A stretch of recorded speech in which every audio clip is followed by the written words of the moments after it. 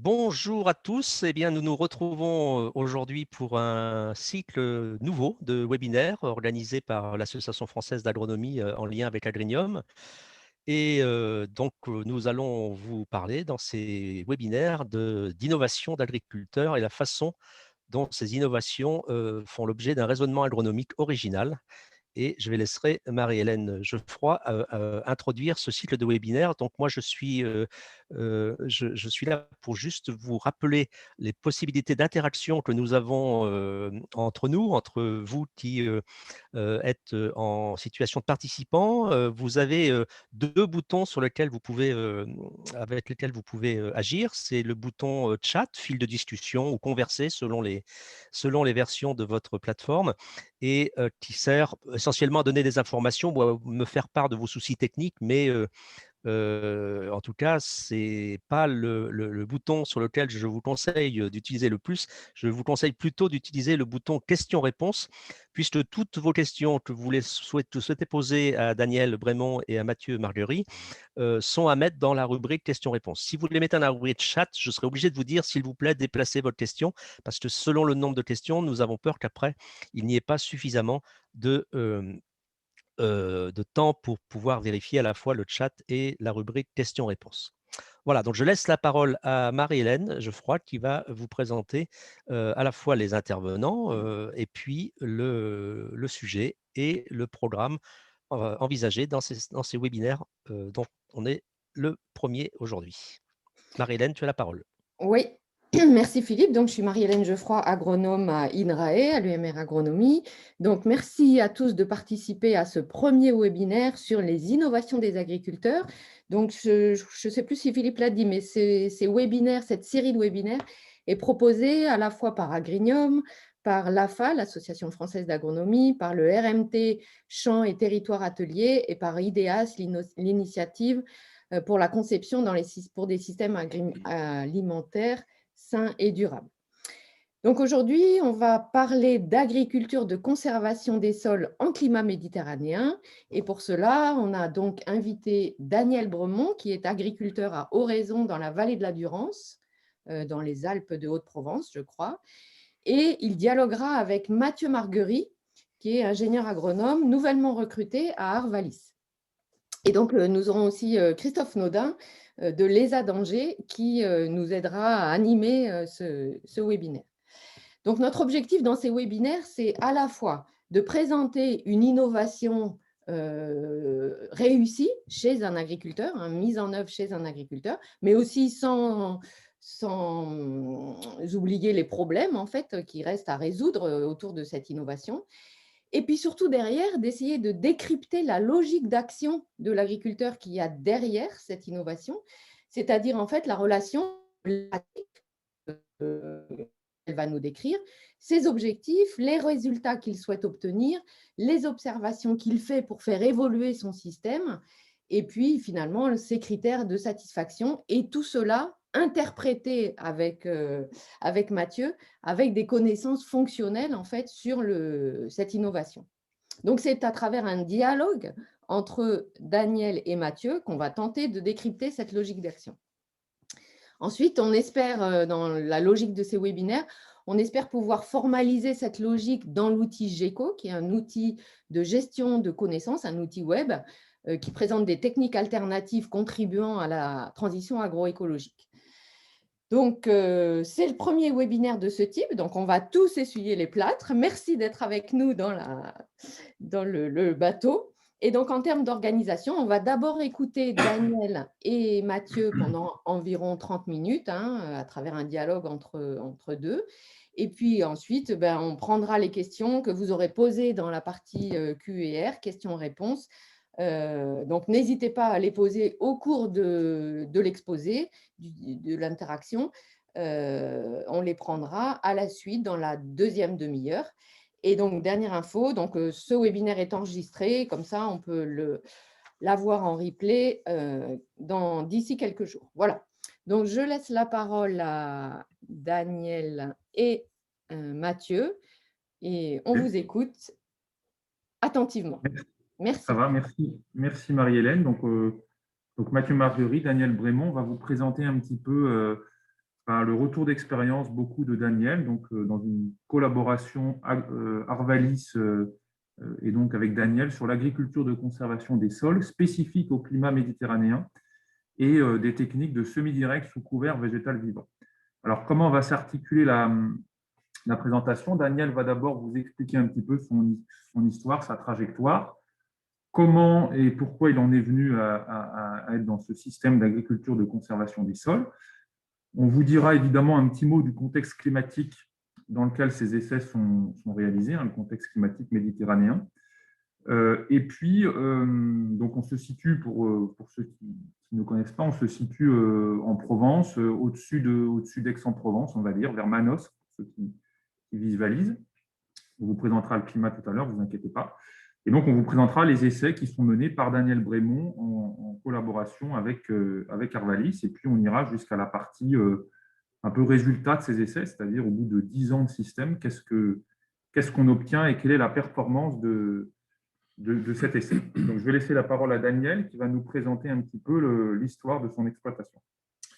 Bien, bonjour à tous. Voilà, je suis plus précisément un village qui s'appelle Oraison, à peu près à 350-400 mètres d'altitude, dans un climat méditerranéen quand même assez chaotique et qui le devient de plus en plus, avec des amplitudes thermiques de plus en plus fortes, des gros abats d'eau et des longues périodes de sécheresse. Donc, moi, je suis agriculteur à Oraison depuis toujours. J'ai été en conventionnel, en labour, bien sûr, avec toujours en céréales, en culture de semences, en culture fourragère. Maintenant, un petit peu de lavandin et plantes à parfum. Mais bon, ça reste quand même prédominant céréales. Après le labour, j'ai essayé les TCS, techniques culturales simplifiées. J'ai fait du semi-direct dans les années 87 à 90 aussi pour implanter du soja en deuxième culture derrière un blé, une orge ou un pois ou un colza. Mais le gros problème de ma région, c'est j'ai des sols argilo-calcaires sur les terrasses et dans la vallée de la Durance, c'est des sols d'alluvions très battants.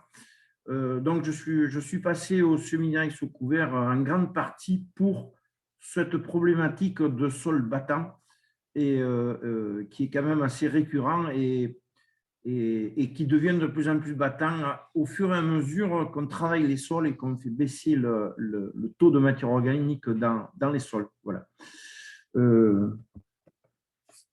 Voilà, ça c'était la photo avant.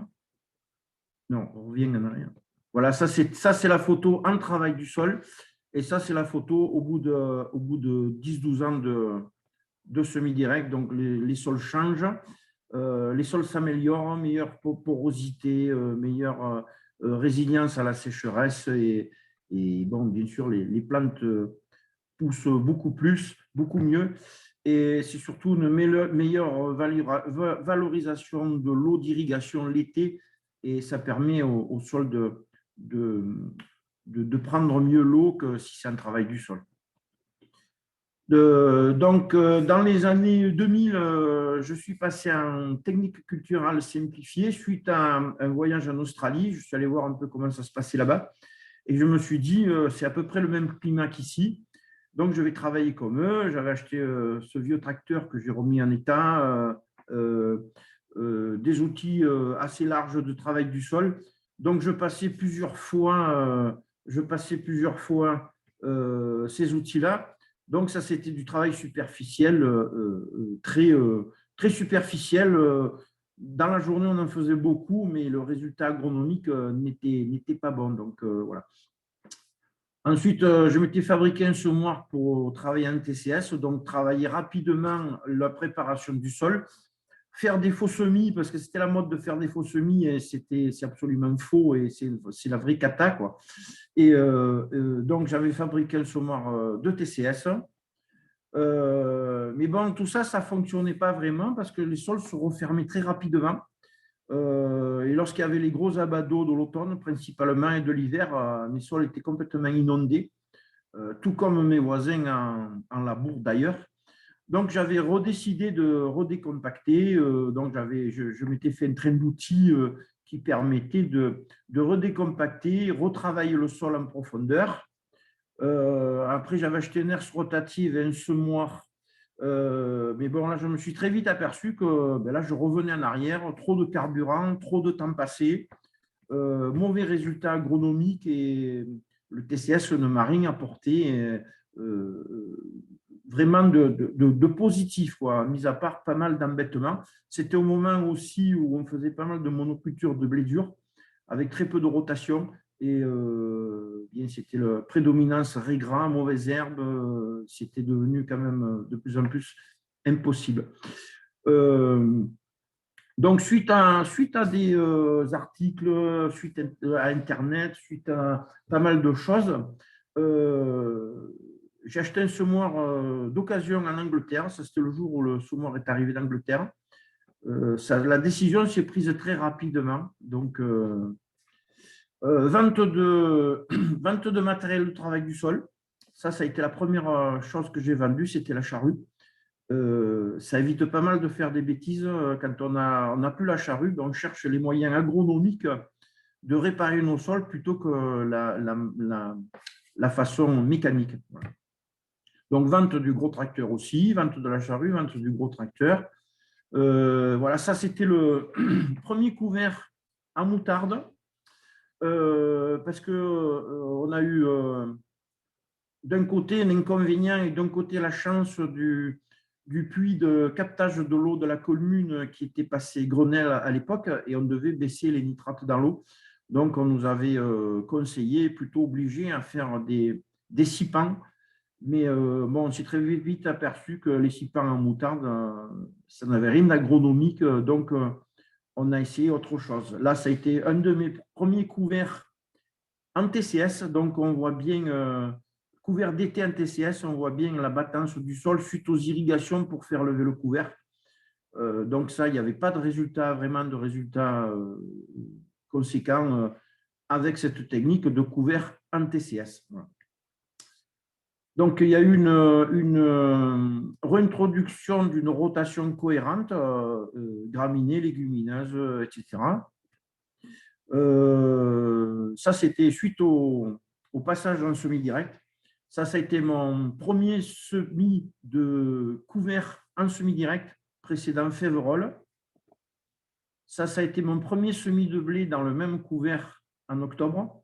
Mais bon, ces couverts-là, on s'est très vite aperçu que ce n'était pas possible parce qu'il fallait autant d'eau qu'un maïs pour le faire lever, pour le faire pousser, surtout dans notre région où il fait très chaud et très sec et avec peu d'hygrométrie. Donc, il y a des régions où ils arrivent. Nous, on y arrive, mais avec trop d'irrigation. Donc, on a très vite laissé tomber. On a surtout essayé de trouver d'autres solutions. Ça, c'était, je faisais faire mes moissons à un entrepreneur qui, eh bien, je n'étais pas satisfait parce qu'il y avait la mauvaise répartition des pailles trop broyées, il me faisait du mauvais travail. Donc, j'ai trouvé une vieille moissonneuse d'occasion chez un voisin et j'ai fabriqué un éparpilleur qui éparpillait beaucoup mieux les pailles parce que les pailles et les menus pailles qui sont mal répartis sur le sol, eh bien, ça empêche de faire des bons semis avec des semoirs à disque notamment. Et donc, ce qui permet, il y a éparpilleur, mais pas le broyeur à la moissonneuse, ce qui nous fait encore gagner du carburant, vu que la moissonneuse ne force pas et on coupe quand même assez haut. Voilà l'éparpilleur que j'avais fabriqué pour une très bonne répartition des pailles. Ça, c'est le premier semis de maïs avec un mini striptil, on va dire, et un semoir en conventionnel normal. Ça, c'est un semi-direct de soja sur précédent maïs avec une culture de couverture intermédiaire d'avoine. Ça, c'est un semis de sainfoin dans du blé en février. Le but, c'est que le sainfoin repousse après la moisson du blé et que ça fasse le couvert après la moisson du blé. Ça, c'est un semis de pois chiches sous la neige. Ensuite, on a commencé à faire des essais pas mal parce que la technique, on ne la connaissait pas, surtout en milieu méditerranéen. Donc, ça a été le premier colza associé à des légumineuses. Ça a été du tournesol que je ne fais plus maintenant parce qu'économiquement, ça passe beaucoup moins bien qu'un maïs. Ça, c'est une culture d'orge. Ça, c'est toutes les cultures que j'ai essayées en semi-direct sous couvert. Le maïs, bien sûr, qui est la culture phare de l'exploitation. Le blé dur aussi. On s'est très vite aperçu que les variétés qui étaient cultivées en conventionnel ne correspondaient pas forcément au semi-direct sous couvert. Donc, avec Arvalis, on a fait une grosse recherche de variétés de blé dur, des collections de blé dur, et pour voir les différences de rendement selon les précédents et selon les variétés, surtout les comportements des variétés en semi-direct, car ça se comporte différemment. On a fait aussi une recherche sur le positionnement et les apports d'azote. Là, on s'est aperçu de pas mal de choses aussi, que le fractionnement qu'on fait en conventionnel ne convient pas du tout au semi-direct sous couvert. On a fait aussi des collections de maïs. Alors, les collections de maïs, un exemple de toutes les variétés de maïs et les modalités qu'on avait fait dans la parcelle, on en avait fait 10 hectares d'essais. Eh bien, les rendements, avec le même travail, les mêmes intrants, il allait de 86 à 155 quintaux. Donc, il y a une énorme recherche par rapport aux variétés qui sont plus ou moins adaptées à notre système. Donc là, il y avait la réintroduction du soja en deuxième culture qui permet d'être moissonné, d'être semé après un blé dur, surtout un blé dur, et être remoissonné à l'automne, ce qui permet de couvrir le sol tout l'été, faire travailler le sol en irriguant, bien sûr, et faire travailler le sol et quand même récupérer un peu de produits pour payer les frais de mise en culture et de cette culture intermédiaire.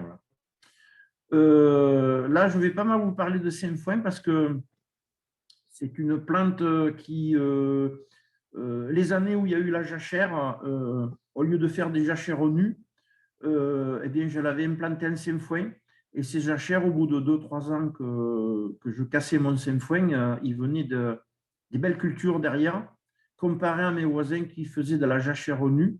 Et derrière, c'était catastrophique. Donc là, j'avais déjà remarqué que de couvrir le sol avec des racines et surtout avec une légumineuse, c'était très important pour la rotation et surtout pour les sols. Donc, le sainfoin, c'est une plante méditerranéenne, principalement méditerranéenne, qui est pas mal cultivée. C'est pour ça que j'avais choisi cette plante à ce moment-là. Et là, j'ai continué à développer cette plante, notamment en production de semences et en couvert vivant permanent aussi, ça marche très bien. Pour moi, ça marche très bien. Voilà. Donc, ça, c'était des pois en semi-direct. Là, c'était de la gesse. Après, on avait mis en place des parcelles pour se multiplier les semences pour nos couverts parce que si on faisait des couverts avec de la semence certifiée, ça nous revenait trop cher. Donc, on avait mis en place plusieurs espèces de plantes qu'on moissonnait et qu'on remélangeait pour faire nos couverts. Donc, radis, gesse, voilà. Donc, ça, c'est un petit clin d'œil. Ça, c'est au bout de 5-6 ans de semi-direct. Voilà avec quoi on se retrouve, des vers de terre comme ça, quoi. Alors, au niveau du climat, pour vous préciser quand même où on en est, donc on est autour de 600-650 mm en pluviométrie moyenne, avec vous voyez selon les années, une variabilité qui est assez importante et une variabilité entre les mois qui est aussi assez importante. Et de plus en plus, on a une tendance à avoir des pluies importantes à l'automne, octobre-novembre, qui deviennent des mois très pluvieux. Et puis après, une répartition de la pluie qui est assez aléatoire. Le changement climatique dans le sud-est, c'est comme partout, c'est une réalité. Vous avez ici un graphique avec l'évolution des rendements. Donc, il faut regarder les petits triangles jaunes en blé dur sur 4 départements du sud-est depuis les années 60 jusqu'à maintenant. Alors, vous voyez que ça augmente évidemment, parce qu'il y a du progrès génétique, de meilleure maîtrise des itinéraires techniques de culture. Mais si vous regardez la courbe jaune là, qui regroupe un petit peu tous les triangles jaunes, on a tendance à une stagnation, voire une légère baisse des rendements depuis les années 2000. Et si on compare cette courbe jaune à la courbe bleue, c'est le rendement de nos… Donc les points jaunes, c'est ce qu'on a réellement observé comme rendement, et la courbe bleue, c'est le rendement corrigé du climat, c'est-à-dire si le climat s'était à peu près maintenu de manière comme ce qu'on avait avant les années 2000. Donc, vous voyez qu'il y a un écart qui se creuse entre la courbe jaune et la courbe bleue. Et cet écart, c'est en fait, si vous voulez, c'est l'handicap climatique qu'on a et à quel point le changement climatique va pénaliser les rendements de blé dur dans le quart sud-est. Et cet handicap climatique, il était au début des années 2000 de 3 quintaux. On est aujourd'hui rendu à 15 quintaux. 15 quintaux par hectare d'handicap climatique sur des rendements potentiels moyens autour de 45 quintaux, c'est vraiment considérable. Et ce qu'on vit comme climat dans le sud-est, donc là, vous avez une carte avec le déficit hydrique au printemps sur du blé, avec sur la carte de gauche, ce qu'on observait dans les années 73-95, plus c'est rouge, plus le déficit hydrique est marqué. Vous voyez que le déficit hydrique maximum qu'on observait était vraiment contenu autour du bassin méditerranéen. Après, il y avait des zones où c'était aussi un peu problématique. Vous avez la même carte sur la période 96-2018. Vous voyez que les zones de stress hydrique, de déficit hydrique sur le blé au printemps sont considérablement en train de s'augmenter. Ça va vers le nord, enfin, les zones progressent. Donc, ce qui veut dire que c'est toujours important de regarder ce qui se passe dans d'autres climats. Donc, même si vous n'êtes pas dans un climat méditerranéen, forcément, les informations qu'on va vous donner aujourd'hui vont pouvoir vous être utiles. Et puis, nous-mêmes, ici, en zone méditerranéenne, on regarde aussi ce qui se passe dans d'autres climats, en Espagne, en Italie, au Portugal, en Afrique du Nord, parce que c'est comme ça qu'on va réussir à anticiper un peu les scénarios climatiques. Et puis, on regarde aussi, vous avez ici un graphique qui vous montre la répartition des jours climatiques dans l'année. Donc, vous avez la courbe verte qui est la répartition des jours. Les points qui sont très à gauche sur la courbe verte sont des jours très froids ou très humides, et les points qui sont très à droite sur la courbe verte sont des jours très chauds ou très secs. Donc, vous avez en vert la répartition actuelle, ou 2016, où vous avez en gros 1% des jours de l'année où on a un climat très chaud ou très sec. Et vous avez la même courbe en jaune qui simule la répartition des jours qui est prévue en 2100. Donc, dans un scénario d'augmentation de la température de plus de degrés. Parce que quand on dit dans l'absolu plus de degrés, c'est, au niveau agricole, ce n'est pas une mauvaise chose, mais c'est la traduction des épisodes climatiques induits par ces plus de degrés qu'il nous faut regarder ensuite en tant qu'agriculteur. Et vous voyez qu'on a un déplacement de la courbe. Donc, en gros, on va avoir ici plus de jours très chauds et très secs, et puis sans exclure le fait qu'il y ait aussi plus de jours très humides ou très pluvieux. Et donc, les modèles qui sont faits avec Météo France nous disent qu'on va passer en gros de 1% de jours très chauds et très secs actuellement à 30% en 2100. Donc, c'est vraiment, là, on mesure l'ampleur du mur qui est face à nous en fait, avec le changement climatique. Et donc, on voit vraiment qu'il faut avoir, pour résister à ce changement climatique, une approche système, c'est-à-dire que, évidemment, il va falloir des variétés plus performantes, évidemment, il va falloir réussir à piloter les itinéraires techniques au jour le jour en fonction de ces aléas climatiques. Mais il va falloir vraiment une approche système. Et donc, via le sol, il va falloir construire un sol qui soit capable d'encaisser ces chocs climatiques. Et donc, c'est tout l'objet de ce qu'on va vous montrer aujourd'hui avec l'agriculture de conservation des sols. Et donc, cet essai qui est mis au point avec une vraie collaboration entre Daniel et Arvalis sur des parcelles de Daniel, dans des essais en agriculteurs. C'est vraiment Daniel qui pilote en très grande partie ces essais, avec des bandes de 150 mètres de long et plein de modalités sur ces bandes, avec des systèmes conduits au sec en climat méditerranéen et des systèmes conduits à l'irrigation. Voilà, donc cet essai est uniquement fait avec les équipements de la ferme, donc uniquement le semoir de semis direct, la moissonneuse de la ferme et le distributeur d'engrais, le pulvérisateur de la ferme, et c'est tout, quoi. Il n'y a pas d'outil expérimental, il n'y a pas de… Donc, ce qui ressort de chaque bande peut être tout de suite appliqué chez un autre agriculteur qui possède un semoir de semi-direct et qui fait du semi-direct.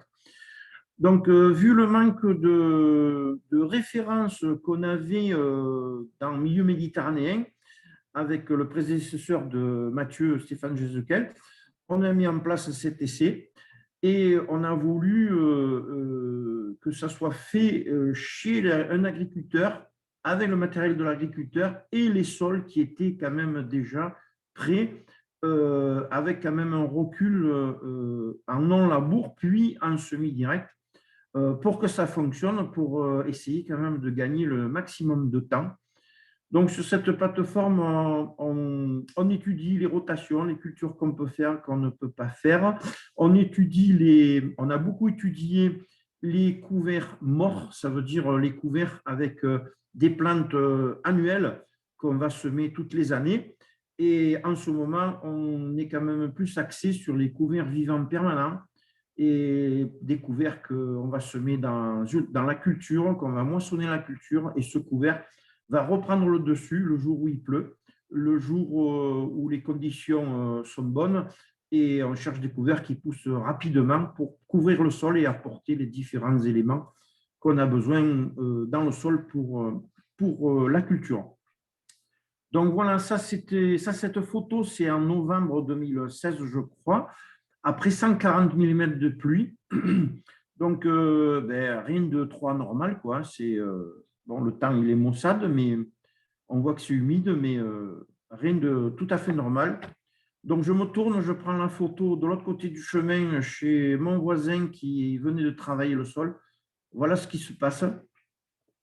Pourtant, ce n'était pas un terrain fortement en pente, mais tout au long, on voit à droite du chemin l'eau qui sort de sa parcelle qui est boueuse. Et on voit à gauche l'eau qui sort de ma parcelle qui est claire, parce qu'il arrive un moment où le sol, quand il y a des trop fortes quantités d'eau, le sol ne retient pas toute l'eau non plus. Mais ce qui est important, c'est de ne pas perdre de sol, d'où agriculture de conservation des sols, c'est déjà conserver notre sol et développer la fertilité de ces sols. Voilà quelques rotations qu'on a mis en place depuis pratiquement le début, en sec et en irrigué. Voilà. Donc, ce qu'on a cherché à faire, c'est surtout comment et quand implanter ces couverts vivants permanents, notamment des légumineuses dans du blé ou dans d'autres choses. Donc là, c'est une implantation de sainfoin dans du blé. On va moissonner le blé, ça c'était le blé avant le stade épi 1 cm. Donc on n'abîme pas le blé, on sème le sainfoin, on ne touche plus, on moissonne le blé et le jour où il pleut, le sainfoin redémarre, ressort et fait le couvert pour ou le blé suivant ou la culture suivante, ou on peut le laisser en sainfoin aussi pour récolter. Donc ça, le seul matériel spécifique, c'est ce petit semoir manuel qui me sert uniquement pour semer les bandes d'essai. Sinon, on peut le faire avec autre chose si on veut le faire en grande culture. On a essayé recouvert en RC trille. On a essayé, le plus simple, c'est avec le semoir de semi-direct à double trémie, on peut mettre 2 espèces en même temps. Ou on a ressorti des vieux outils, mais bon, tout ça, ça reste aléatoire aussi.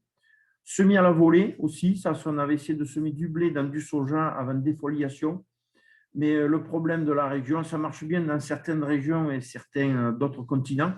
Mais chez nous, lorsqu'il pleut, le lendemain, il y a du mistral, il y a du grand vent et la terre ne reste pas assez humide pour que la graine ait le temps de germer et s'implanter. Donc, on a eu quand même de gros… Si la graine n'est pas recouverte ou avec beaucoup de paille ou avec un petit peu de terre, c'est pas faisable. Donc là, le grand classique, on implante le couvert de légumineuses dans le colza. Voilà, ça c'est un colza avec de la luzerne en dessous. Ça, c'est le grand classique qui se fait un peu partout en France. Et voilà l'intérêt principal du couvert vivant permanent. Donc, voilà. Donc là, on voit le colza à l'automne 2016 avec la luzerne. Et là, on voit le colza à l'automne en juillet 2017 après la récolte du colza. Donc, juillet 2017, une année extrêmement sèche et extrêmement chaude pour la région. Donc, on voit le reste du couvert, le reste de l'essai qui était tout sec, pas de mauvaises herbes qui a poussé, pas de repousse de céréales, absolument rien. Et on voit les bandes où il y avait de la luzerne, du trèfle ou du sainfoin qui a quand même repoussé après le colza. Extrêmement sec, ça veut dire qu'il n'a pas eu de pluie de mai à décembre. Voilà ce que c'est chez nous le sec. Et donc cette luzerne et ce trèfle a profité des résidus d'humidité qu'il y avait dans le sol. Au lieu que ce soit le soleil et la chaleur qui qui consomme cette humidité, eh bien, on la fait consommer par le couvert. Et ce couvert nous donne des bénéfices énormes, considérables pour la vie du sol. Il s'enracine, enfin, bon, etc. Ça fait vraiment le rôle de couvert sans avoir semé un couvert mort, un couvert de plantes annuelles qui n'aurait absolument pas levé et pas poussé. Là, le couvert était en place, ça a quand même poussé. Donc, on peut installer des couverts vivants dans diverses cultures, dans du blé, dans du maïs. Ça, c'est du sainfoin dans du blé. Là, c'est de la luzerne dans du blé aussi. Voilà, de la luzerne dans du blé aussi. Donc, le but, c'est de ne pas laisser pousser le couvert pour ne pas que ça concurrence la culture. Mais il faut essayer aussi de ne pas le tuer pour qu'il puisse repousser après. Donc là, ici, on voit une photo de blé dur dans du sainfoin qui a mal été contrôlé. Donc là, c'est déjà 20-25 quintaux de moins pour le blé. Donc, c'est la plante de couverture qui a pris le dessus au blé. Et ça on ne le veut pas, sinon on a une perte de rendement en blé. Voilà encore du sainfoin dans du blé.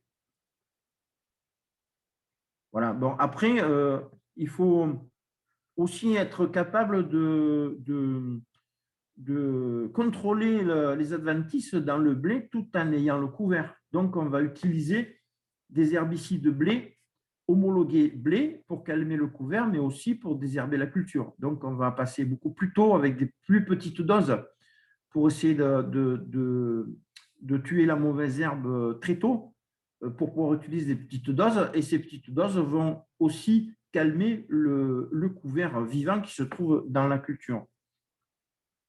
Voilà, donc ça c'est un blé, c'est dommage, ça c'est un blé avec du sainfoin à l'automne, et ça c'est un blé dur avec du sainfoin qui a été contrôlé. Là, voilà, là il y a une plante qui a passé au travers. Mais bon, s'il y a une plante de temps en temps, ce n'est pas bien grave.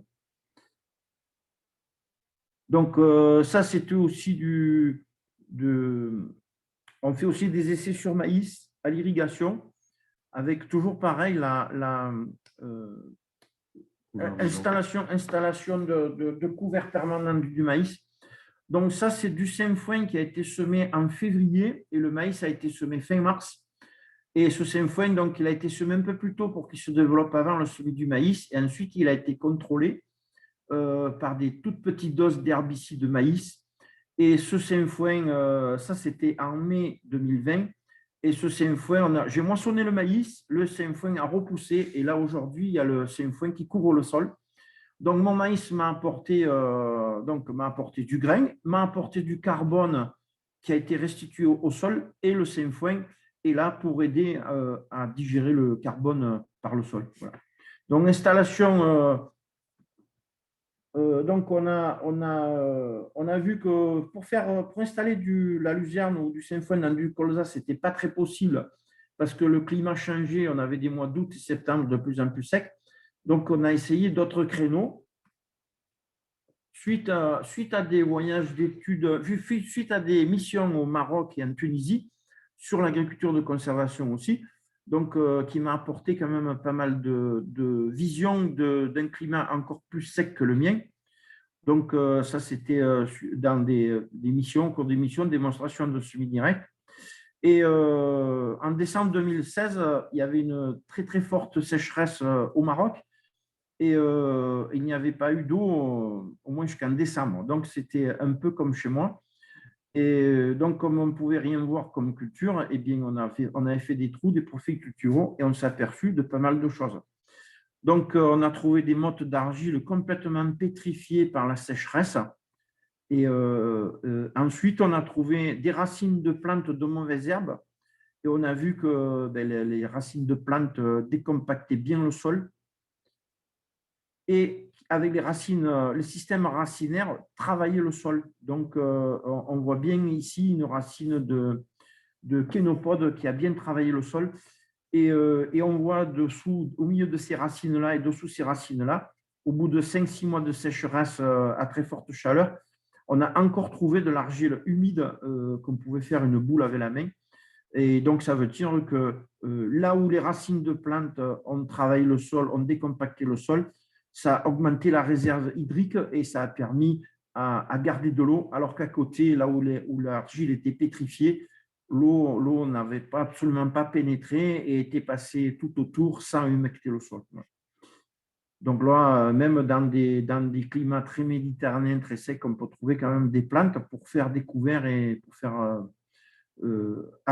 faire tourner l'agriculture de conservation. Là, c'était de la luzerne africaine. J'ai découvert qu'il y avait différents types de luzerne qui permettaient de beaucoup plus pousser avec très peu d'eau. Donc, c'est cette luzerne qu'on a mis en place dans les essais aussi et ça fonctionne très bien. On voit ici la plaine, que c'est tout sec et il y a uniquement l'essai qui était vert, uniquement avec 38 mètres d'eau après plusieurs mois de sécheresse. Donc là, c'était des essais d'azote sur du triticale et du blé dur, des apports uniques au lieu du fractionnement. Et on voit qu'en agriculture de conservation, il faut faire un gros apport unique très tôt pour qu'il y ait de l'azote pour le sol, pour les résidus végétaux et pour la culture. Et surtout, réhumecter la réserve hydrique, pas qu'en eau, mais en azote aussi, ce qui permet de mieux résister au mois de mai lorsqu'il fait sec et d'avoir un meilleur enracinement des plantes. Donc voilà, ça c'est l'installation, au lieu que ce soit dans du colza ou du blé ou du maïs, l'installation de luzerne dans du pois chiche, qui paraît une aberration puisque c'est deux légumineuses, mais bon, ça fonctionne. Ici, on voit de la luzerne dans de la févrole. Donc, le pois chiche, la luzerne que vous avez vu installée dans le pois chiche des 3 photos précédemment, ça a été fauché parce que ça s'est sali, ça a été semé à la volée, puis passage d'hercétrie. Et la hercétrie a fait plus de mal que de bien puisqu'elle a fait ressortir des mauvaises herbes. Donc là, on fauche, on indène le pois chiche pour sécher tout ça. Donc là, on ne voit pas trop, mais on ne voit pas trop la luzerne qui n'a pas trop pris le dessus, mais elle est là. Donc ça, c'était juillet, récolte du pois chiche. Et on a eu quelques orages entre juillet et août. Voilà la luzerne de type africaine qui a repoussé très vite et qui s'est bien développée. Donc là, il y a eu un broyage pour la mettre au sol. Un éleveur l'aurait fauché pour donner à ses bêtes. Et ensuite, la luzerne a repoussé et au mois d'octobre, on a ressemé du blé dans cette luzerne. Voilà, ça c'est voilà, ouais, c'est excellent. Donc, j'installe aussi, j'étudie pas mal de plantes qui ne sont pas d'ici. Donc, ici, c'est installation d'une luzerne avec du fenugrec qui va me faire un couvert, qui va m'apporter de l'azote. C'est une légumineuse annuelle, le fenugrec, qui est beaucoup cultivé au Maghreb. Donc, voilà, le fenugrec avec la luzerne dessous. Ça, c'est des semis d'automne. Voilà. Ensuite, les années pluvieuses, même en culture pluviale, en sec, on va pas se priver de faire une culture, un couvert qui va nous apporter du carbone. Donc là, c'était en 2018, année pluvieuse, exceptionnellement pluvieuse. Donc, si on loupe le coche de semer un couvert à ce moment-là, bien, là, ça va m'apporter 6-7 tonnes de carbone à l'hectare. Et dans ce sorgho-là, il va être semé de la févrole ou une légumineuse. Alors, pour terminer, parce qu'on est déjà un petit peu en retard, je vais simplement vous montrer en quelques diapos les résultats qui ont été capitalisés par Daniel tout au long de ces 10 années d'expérience. Donc, on a fait Stéphane Jézéquel, mon prédécesseur, a fait des profils racinaires. Vous voyez que c'est dans cette petite grille dans laquelle on compte les racines, sur le sec et sur l'irrigué. Donc, vous avez une représentation des profils racinaires. Quand les cases sont vertes, c'est qu'on trouve des racines, et quand les cases sont vides, c'est qu'il n'y a pas de racines. On sait qu'on a un enracinement du blé qui descend jusqu'à 1 mètre, ce qui est déjà très bien pour un enracinement de blé. On est déjà dans des conditions non limitantes, et en irrigué, on descend même, vous voyez, il y a des racines jusqu'à quasiment 1,50 m. Il y a un peu plus d'eau dans le système, donc c'est un peu plus profond, mais on capitalise avec un enracinement qui, au final, devient non limitant pour les cultures. On a regardé aussi la fertilité chimique du sol avec la caractérisation de la matière organique, avec Célesta Lab, qui est un labo basé à Moggio, où on regarde le taux total de matière organique et ensuite la répartition de cette matière organique entre la matière organique liée, c'est-à-dire celle qui va être protégée par les argiles, qui va avoir une fonction structurale sur le sol et qui va permettre de séquestrer du carbone, et puis la matière organique libre, celle qui va minéraliser et qui va qui va plutôt amener des services à la culture et qui va représenter un peu la fertilité du sol pour la culture. Ici, on est à plus de 3% de matière organique, 3,5%, ce qui, sur les niveaux locaux qu'on a en grande culture, on est sur des choses qui sont très, très élevées, bien au-dessus de la moyenne, qui va être à 1,5 ou 2. Et on regarde la biomasse microbienne, donc qui va être aussi très corrélée à la vie du sol et le bon fonctionnement du sol. Vous voyez qu'ici, on est à 800 mg de carbone par kilogramme de terre sèche en biomasse microbienne. Alors, c'est énorme parce que vous voyez que les seuils qui sont fixés par le laboratoire ont été complètement déplafonnés, et sur des sols, on est classiquement autour de 300.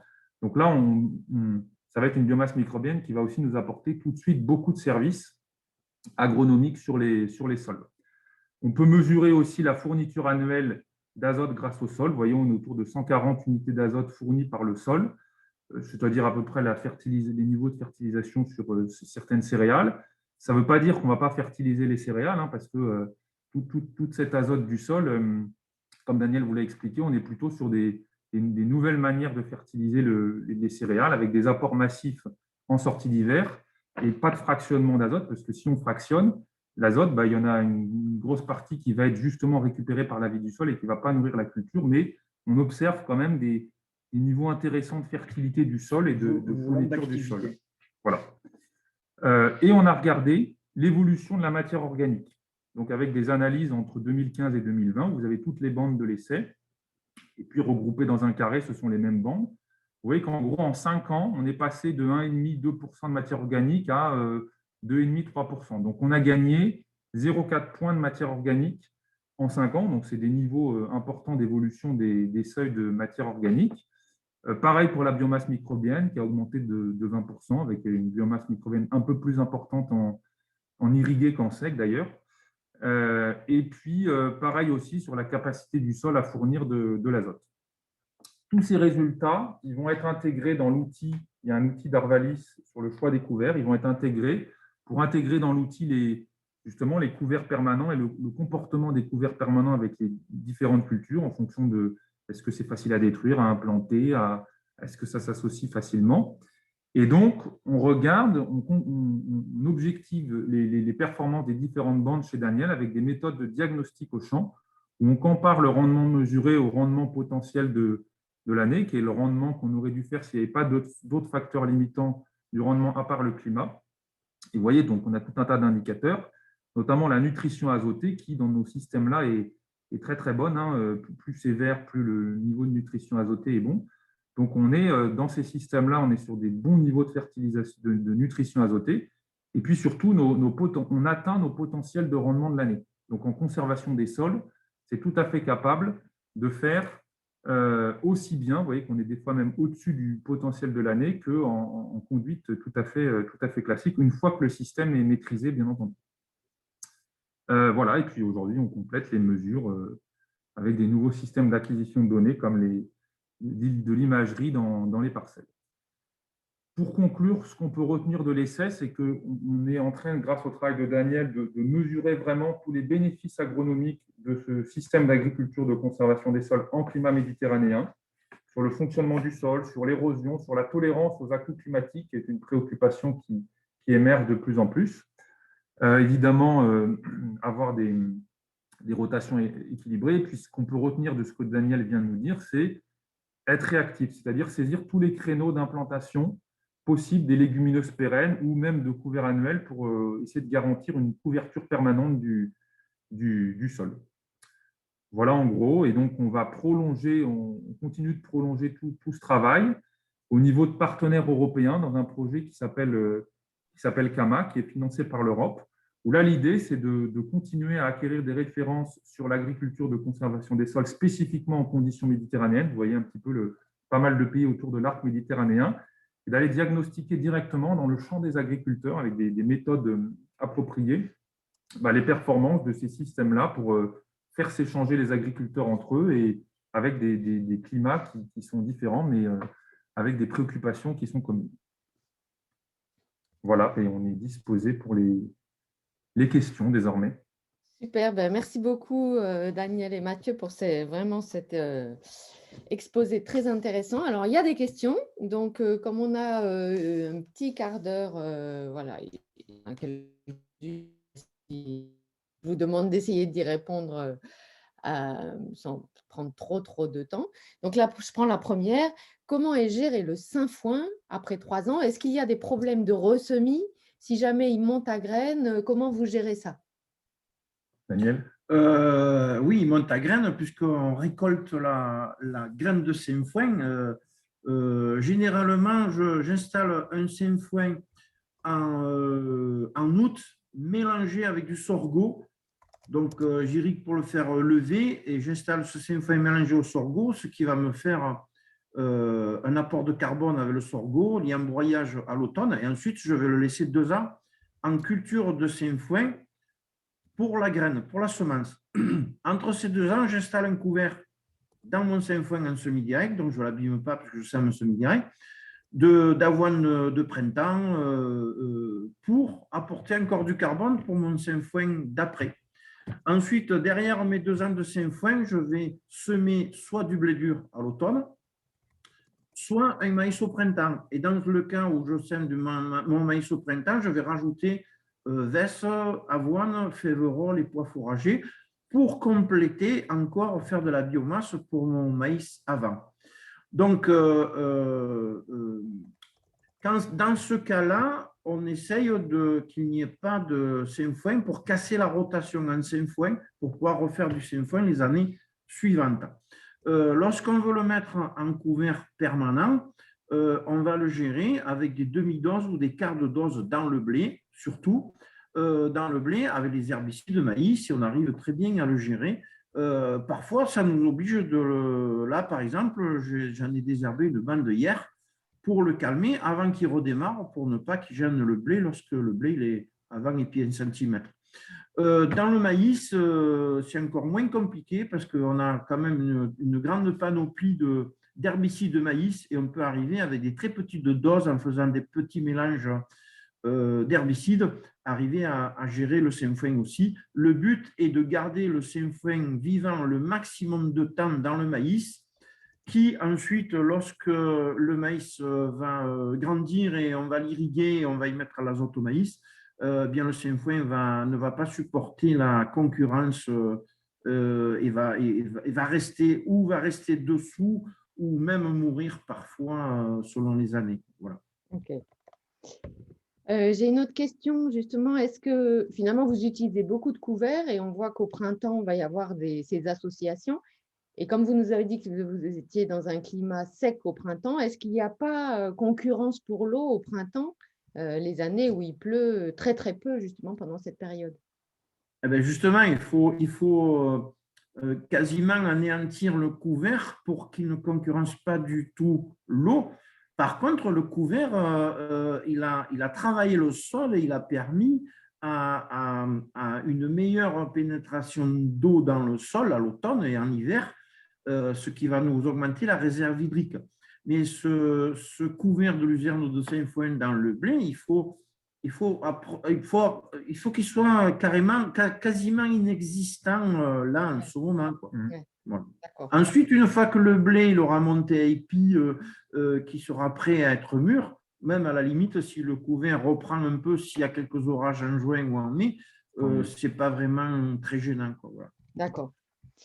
Alors, j'ai une double question. Je ne prends pas les questions dans l'ordre pour les personnes qui ont posé les questions, mais je n'oublie pas celles que j'ai passées. J'ai une double question. Quelle est la surface de votre exploitation et finalement, quelle proportion de la surface ou quelle surface vous consacrez à la production des semences pour vos couverts? J'ai une toute petite exploitation, c'est pour ça que je peux me permettre de faire des essais pour Arvalis.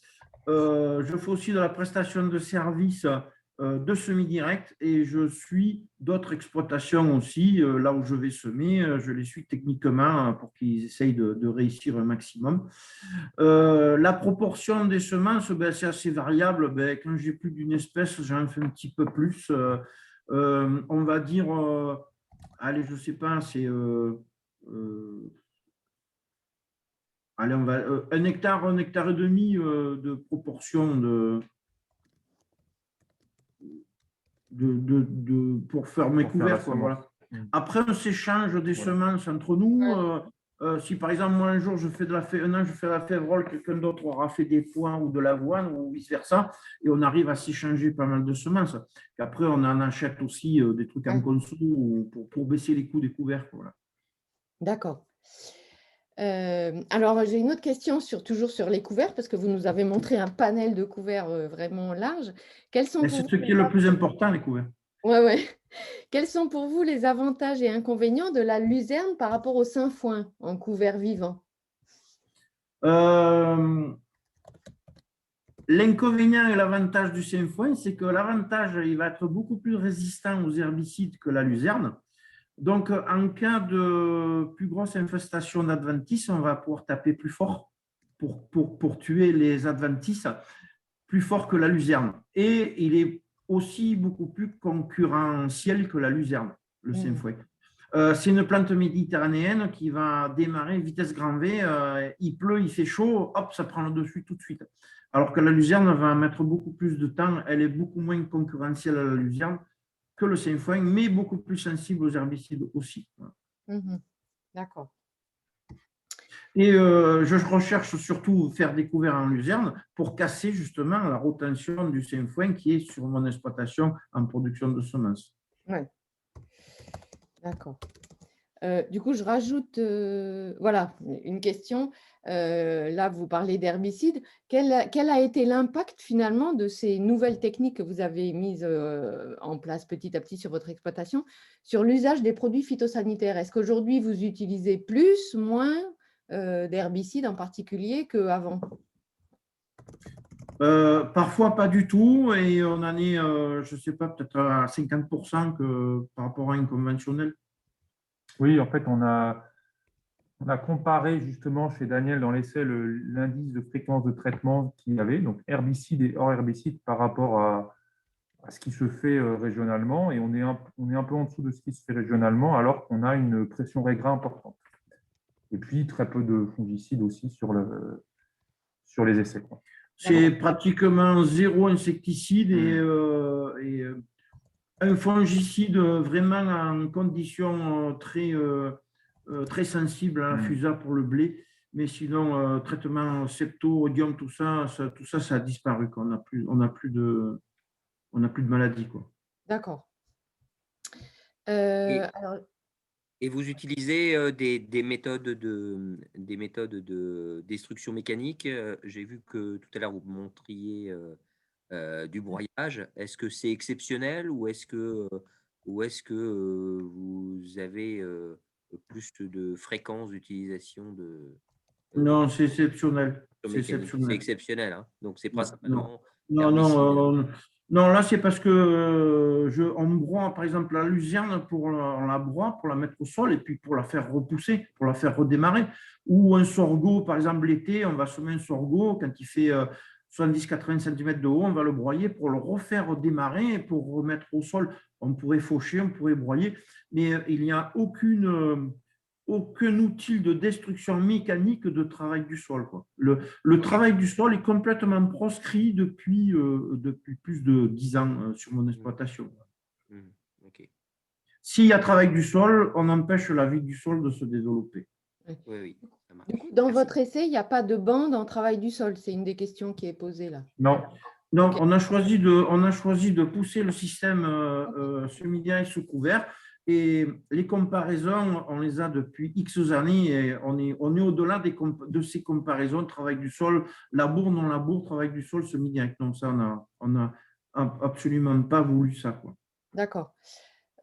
Si on reste sur les phytos, je suppose que sur les herbicides, je vous pose la question, si c'est surtout du glyphosate que vous utilisez, et du coup, c'est quoi la dose par an que vous utilisez?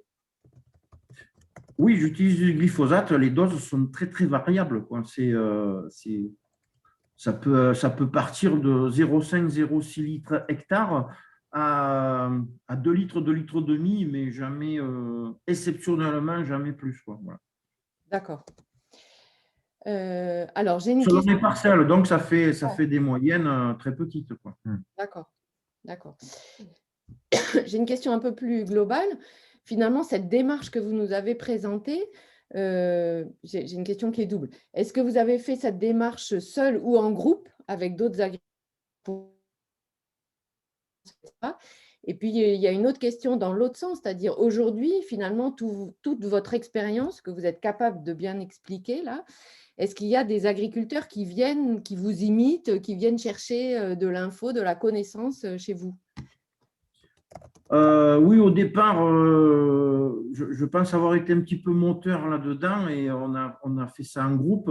Le saumon, on l'avait acheté à 2 ou à 3. Puis après, on faisait partie de diverses associations. Moi, j'ai beaucoup voyagé un peu de partout notamment pour voir ce qu'ils faisaient, même très loin, quoi, au Brésil, les États-Unis, Canada, Australie. Les missions Tunisie-Maroc aussi m'ont beaucoup servi. Oui, aujourd'hui, je fais des formations, je me déplace et je reçois pas mal de monde qui veulent faire cette technique, mais j'aime mieux recevoir ou aller faire des formations à des gens qui ont déjà mis le pied dans ce système pour améliorer justement leur performance. Parce qu'il y a suffisamment d'organismes qui encadrent les gens qui commencent ce système. Voilà. Ouais, d'accord.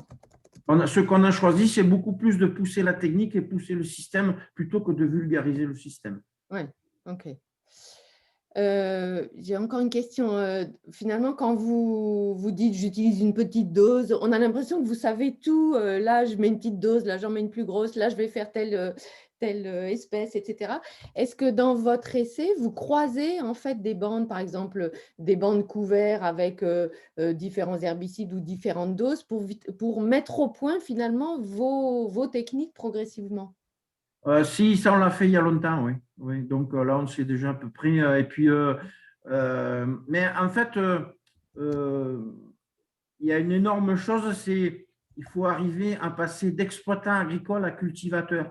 Ça veut dire qu'on est décideur de soi-même des doses plutôt que ce soit quelqu'un d'autre qui vient nous dire il faut faire ça, telle dose, voilà. Donc, par exemple, les herbicides maïs, je vais associer 2, 3, voire 4 produits à des petites doses et je vais moduler les doses selon les herbes que j'ai et selon la période où je le fais. Voilà. Donc, si j'ai des vivaces, je vais mettre plus de un produit. Si j'ai plus de dicotes, je vais mettre plus d'autres produits. Si j'ai plus de graminées, je vais mettre un petit peu plus d'autres produits. Donc, les mélanges ne sont pas égaux, ils sont selon mon bon sens d'observation, on va dire. Il faut bien comprendre que l'essai qui est mené, c'est vraiment un essai en conditions agriculteurs et on fait beaucoup confiance au savoir-faire de Daniel qui a développé ce système-là. Et après, c'est une complémentarité justement de codécision. Mais l'objectif, c'est vraiment de se situer dans des conditions agriculteurs pour que ce soit, comme l'a dit Daniel, facilement extrapolable, facilement discuté avec d'autres agriculteurs. Donc, c'est vraiment l'originalité de l'essai. Ouais. Mais surtout, ce qui paraît magique, en fait, c'est vous dites, là, je mets une petite dose, là, c'est comment vous êtes arrivé à identifier la bonne dose à mettre, et surtout avec tous les mélanges que vous avez d'herbicides et la diversité des couverts que vous avez, en fait. Eh bien, l'agriculture de conservation, c'est une agriculture d'agriculteurs. Ce sont les agriculteurs qui l'ont mis au point. et on discute beaucoup entre nous, on échange beaucoup. Maintenant, avec Internet, le téléphone, WhatsApp, il y a tout un tas de trucs que très vite, on a des réponses à une question. On part pour traiter, ça ne marche pas, on envoie un message, on a des réponses. Et on écoute, ce n'est pas qu'on n'écoute plus, mais tout ce qui est technico commerciaux de la COP et tout, oui, on s'en sert pour avoir les produits, mais ce n'est pas eux qui font les doses. Ouais. Et en fait, on est des agriculteurs qui trouvent. Voilà, c'est ça comment on trouve, on ne sait pas, parce qu'on n'est pas des scientifiques, mais c'est comment dire, c'est l'expérience qui nous a fait trouver et qui nous a fait monter des systèmes. Et si si tous ceux qui sont en agriculture de conservation, ce qui fait notre force, c'est que aucun on fait pareil, mais on réussit tous dans le système. Écoutez, je suis obligée d'arrêter là parce que voilà, il est temps, il est 14 heures, donc on ne va pas empiéter plus. Je vous remercie beaucoup. Je trouve que c'est une super conclusion, ce que vous venez de dire là, donc c'est parfait. On ne l'avait pas préparé. Donc, un grand merci à vous pour le partage de cette expérience. Je crois que c'était très, très clair et très enrichissant. Il y a encore quelques petites questions si vous voulez y répondre avec Mathieu par écrit, n'hésitez pas. Et on vous dit donc à bientôt pour un prochain webinaire du même type qui aura lieu le 12 mars et dont vous découvrirez bientôt le sujet. Voilà, bon après-midi à tous, bon week-end et à bientôt. Au revoir à Merci, tous. au revoir. Au revoir. Au revoir.